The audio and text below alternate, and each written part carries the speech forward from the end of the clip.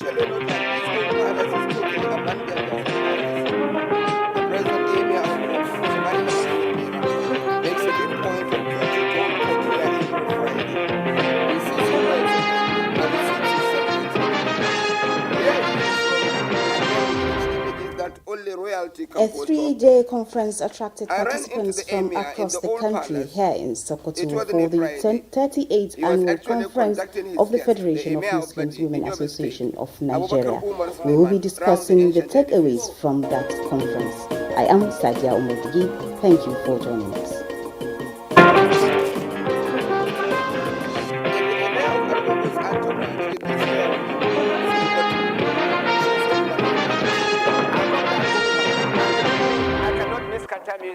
In the early hours of Friday, 1st December 2023, around 3:30 a.m., gunmen attacked the residence of INEC President Electoral Commissioner in Lokoja, Kogi State. The statement by the Chief Press Secretary to the INEC Chairman, Rotimi Oyakami, says the armed men engaged security personnel in a gun battle for over 30 minutes until reinforcements arrived. While no lives was lost, property was destroyed in the ensuing gun battle. A team of combined security has been deployed to protect the residents. This incident occurred a day after a mob besieged INEC state office. INEC calls for a thorough investigation and enhanced security protection for its personnel and assets in Kogi State. Conference Party COP28 opens in Dubai with calls for accelerated action and higher ambition against the escalating climate crisis. Charles Alpha reports that the conference takes place in what is already known to be the hottest year ever recorded in human history, and as the impact of the climate crisis wreak unprecedented havoc on human lives and livelihoods around the world. The reports. 30th November to 12th December 2023 will be a major decisive moment for world leaders to act on climate commitments and prevent the worst impacts of climate change on the planet as the United Nations Climate Change Conference COP28 opens with a resounding call to accelerate collective climate action in Dubai. This global stocktake will be a catalyst for greater ambition in meeting the Paris Agreement's goals as nations prepare to submit revised national climate action plans by 2025. Nigeria is among the 160 countries participating at this global event and will be hoping it will find answers to some of its own questions regarding its energy transition plan, mitigation and adaptation efforts. Charles Alpha, NTA. Surprisingly, when I come to Argungu, Police Affairs Ibrahim Gaidam has conveyed Nigeria's commitment to fostering effective partnership with member countries of Interpol to tackle transborder crimes. This was at the Interpol General Assembly meeting in Vienna, Australia. Francis Fong reports. The 196 member countries of the International Police Organization from Africa, Asia and Europe are currently attending the 91st General Assembly of the police body, and the Minister of Police Affairs, who led Nigeria's delegation to the assembly in Vienna to commemorate the centenary celebrations, expressed optimism about the prospects of the international cooperation in combating all forms of crimes.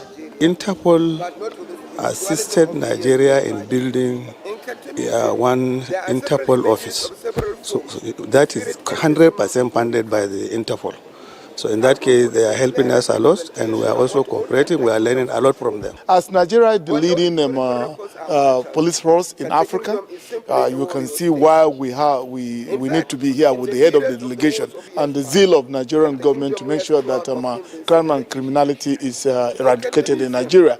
Discussions at the assembly focus on various topics, including the latest advancements in policing techniques. The lesson to be taken away from here is that together we are better united in our fight against crime and criminality in the world.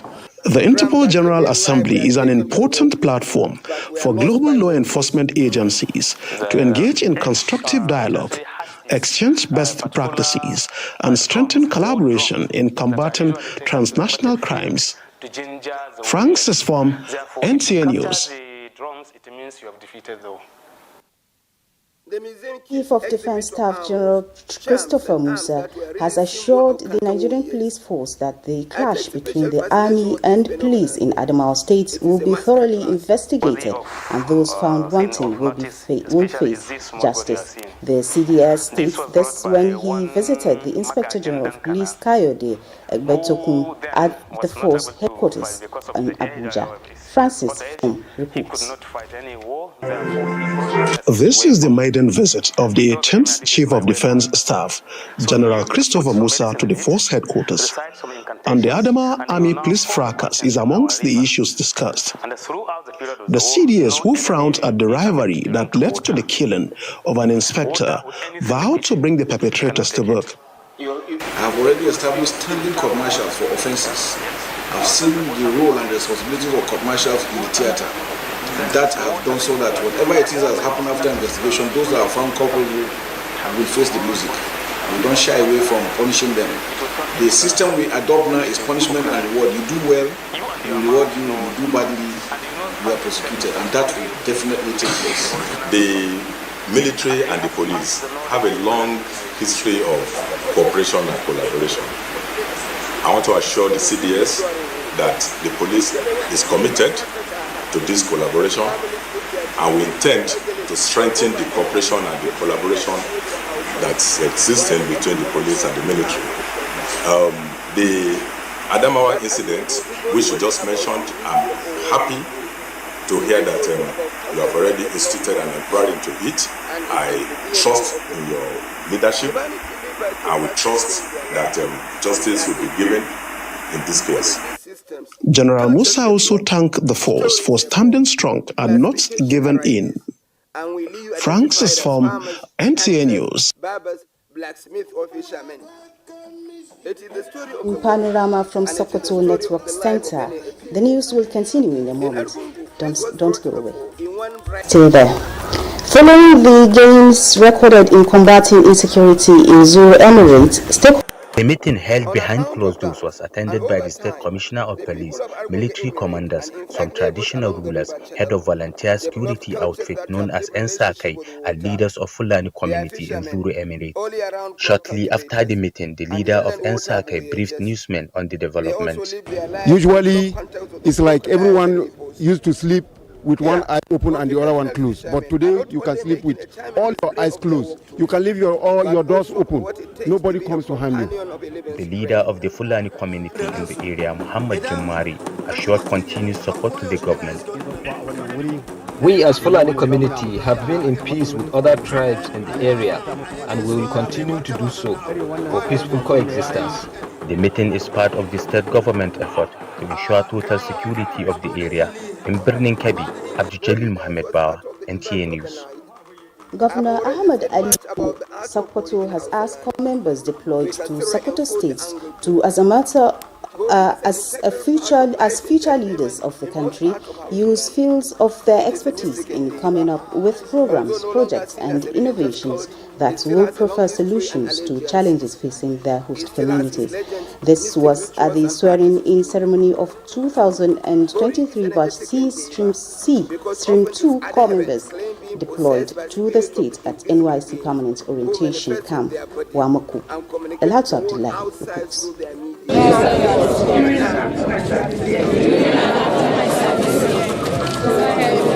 1,374 corps members are deployed to Sokoto State for 2023 Batch C Stream 2. During the 3 weeks intensive training, they are expected to receive drills, learn skill, and get acquainted with the norms and values of their host community. Declaring the orientation open, Governor of Sokoto State, Ahmed Aliyu Sokoto, represented, urged the corps members to work toward adding value to their host communities during their 1-year national service in the state. I therefore urge you to rise the challenges facing our nation today in whatever locality you find yourself. The State NYC Coordinator Usman Yakubu Yaro appreciated the state government for its support and called on the core members to participate in CAM activities to achieve the desired objectives of the scheme. Chairperson, State NYC Governing Board, Aisha Ture Hassan, charged the core members to feel at home with the assurance that their safety is guaranteed by the government throughout their stay in the state. In Sokoto, Alhatu Abdullahi, NTA News. Now to our discussion segment. With me in the studio is Professor Sadia Umar, former National Amira, member of the Board of Trustees and chairperson of 38th National Conference of Federation of Muslim Women Association of Nigeria, Form 1, here to shed more light on takeaways from the just concluded 38th Form 1 National Conference held in Sokoto. Maya, welcome to Panorama Studios. Thank you, Sadia, my namesake. All right, so the theme for this year's conference was societal orientation, Islam as an embodiment of societal values, growth, development, and morality. What informed your decision to take this as the theme for this year's conference? A'udhu billahi minash shaitanir rajim. Bismillahir rahmanir rahim. Wa sallallahu ala nabiyil kareem. Alhamdulillah, we'll say that we are gratitude to Allah subhanahu wa ta'ala that we have held this conference last week, and it was a very, very successful conference. As you are all aware, the media, over 700 delegates came to Sokoto, and throughout the spread of all the states in Nigeria and Abuja. And also we had delegates outside Nigeria, from Burkina Faso, from Niger, and other places. We started, this is the 38th conference of this organization, because every year we'll have the conference, and it had never stopped. This year we had to look at the society, the problems of the society, the immoralities, lack of education, lack of discipline, people doing things the way they want to do without any thing. So this is what informed our decision, to look at the society and how the society can be reorientated. If we remember, I can't remember the date, but sometimes back we had the war against indiscipline in Nigeria. It started working. People were sensitized to be good, to be disciplined and so forth. So this time around we said the society has turned back again to indiscipline, to lack of morality, to people doing what they want to do at the time, and they are, so that was what informed our decision to look at this theme. And Alhamdulillah, apart from the theme, we broke the theme into sub-themes, and then the topics. We looked at issue of education, issues of poverty, issues of so many other things, issues of health, and so forth and so forth. About 6 papers, were presented in relation to the theme, and the paper presenters did a lot of justice to the papers. So the delegates, were well informed, well educated, and they took away the messages. And it is the tradition of Form 1 that when we hold the national conference as a body, then we ask or we direct the states, the state branches, to go and step it down. Some will do it in their local languages, some of them will do it in their, especially in the local government areas, because we have about 700 branches in Nigeria of this organization out of the 774. So, the message starts from the national, the states, and then down to the grassroots, to the local government areas. So we feel, that we communicated very well, and thank you very much, the media. You took everything up. You advertised the program, and then you took the program and shared it to the society. So this is exactly, we want to reform the society. Okay, so if we are trying to do our best to see how the society can be reformed. All right. From your communique at the end of the conference, you made a call to the federal government to revisit CBN's interest-free loan to include more women. Yes. Why is that? Well, of course, the CBN started, the government started a very good thing of this interest-free loan. And this will work very much for the Muslims. Islam frowns at taking loans that are not interest-based. So we thought, the federal government started a very good thing, and the CBN started advertising it, and then we want it to be revisited so that, there will be inclusiveness in whatever the federal government offers. Because, without the free interest loan, our Muslim communities, the women, the men, and everybody as a Muslim will not be able to benefit from this loan. And I think we need it a lot because if you look at the poverty level of the women, especially here in the north, we have to fight for this. And we hope that the government, hears what we are appealing for, and then set this straight. Thank you. Yes. Another issue is gender-based violence. Is a societal ill that the perpetrates on the vulnerable groups, especially women. What is Form 1 doing on that regard? Well, it is an issue for Form 1. It is an issue for the society as a whole. We've looked into that area as well, and we are calling the society for more enlightenment, more education, more protection on the girl child. Because, like you said, the girl child is always vulnerable, and we feel, with a lot of sensitization, with a lot of education, with a lot of awareness, and with pressure groups, trying to take up the issue. Inshallah, we hope that.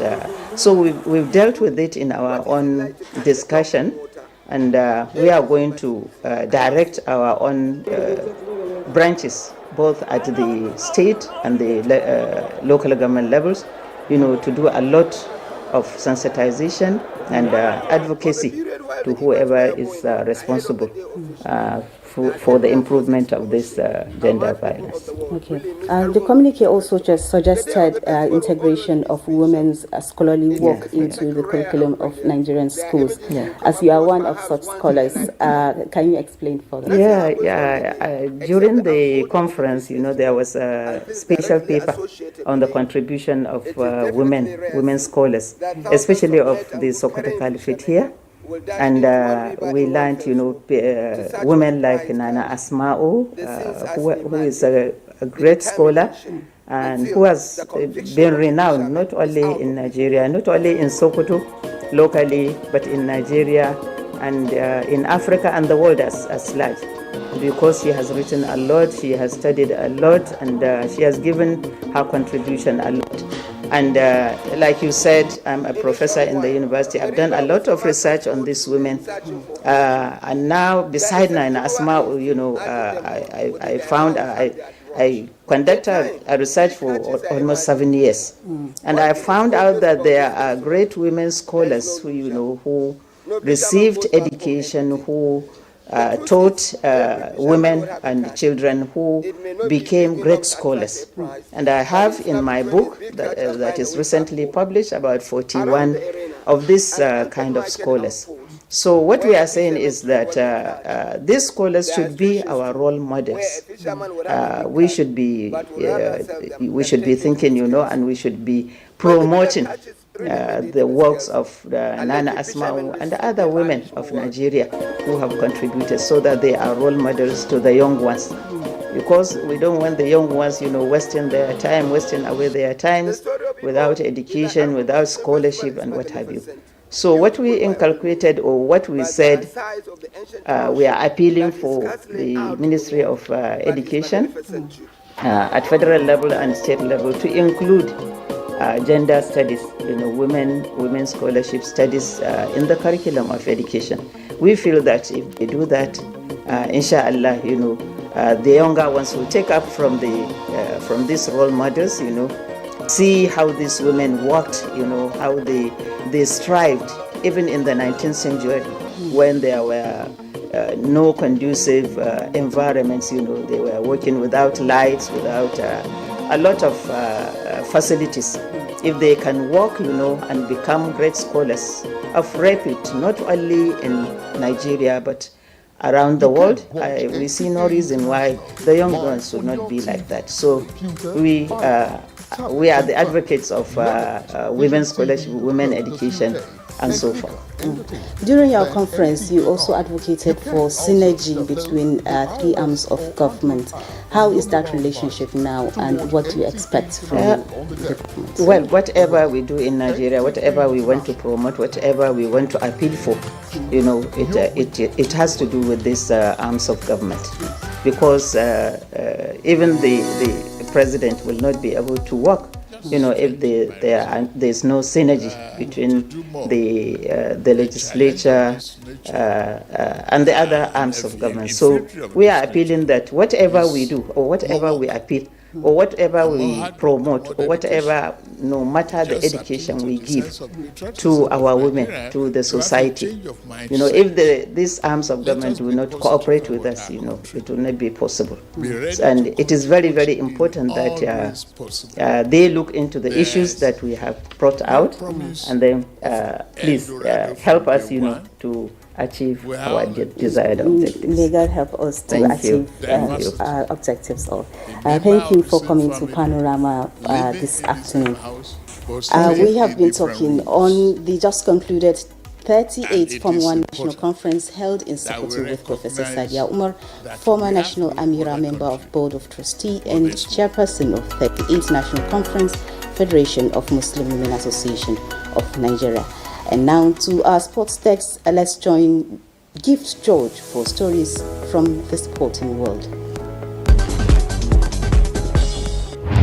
The Super Falcons of Nigeria says they are focused on finishing the job against Cape Verde's women's national football team when both sides clash on December 5 for the second leg of the Women's Africa Cup of Nations qualifiers in Cape Verde for Morocco 2024 Nations Cup.